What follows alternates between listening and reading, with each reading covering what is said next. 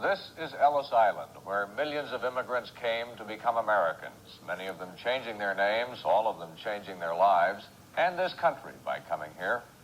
Except for those of us who are Indian, we are all immigrant families, and that is our profile tonight.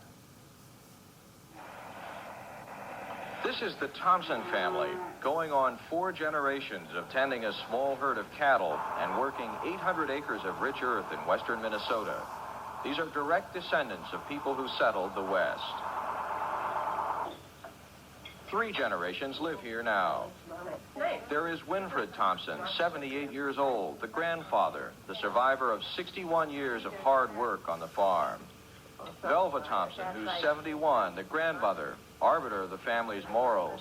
She allows no one to smoke or drink in her home. Bud Thompson, the son, now 46, the only son born to Winfred and Velva, and the one who now runs the farm. And his wife, Kay, and their 3 daughters.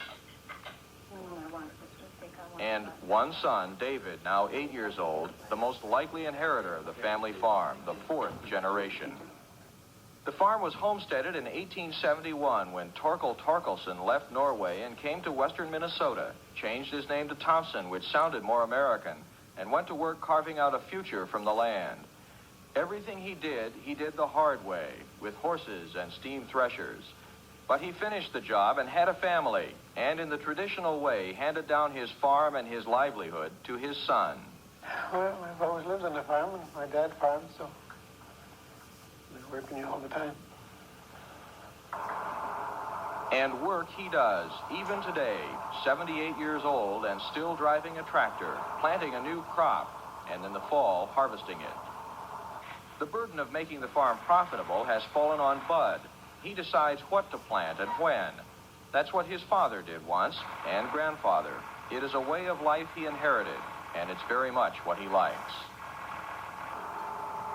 My own boss, and make all decisions myself, and if they're wrong, all right, and if they're right, I did it. And I started in 1948, and I've had some poor crops, but I've never been, so we didn't get anything. When he built the big white farmhouse in 1890, Torkel Thompson knew it would have to last generations.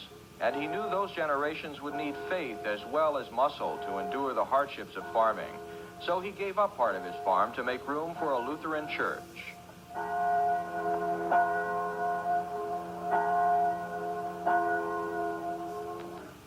The Thompsons attend every Sunday, so do some of their neighbors. That we may be strengthened for the week that lies ahead. In thy name we pray. Amen. For 4 generations, the Thompsons have fulfilled their spiritual needs in this church. In everything else, they rely on themselves.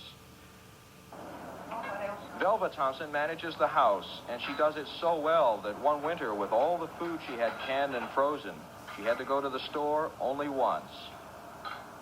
Mrs. Thompson has always been the matriarch. I like to go back to the time when women's place was in the home. And she more or less did the things that she should do. Her own work, took care of her children, seen to her their children were raised properly. The children.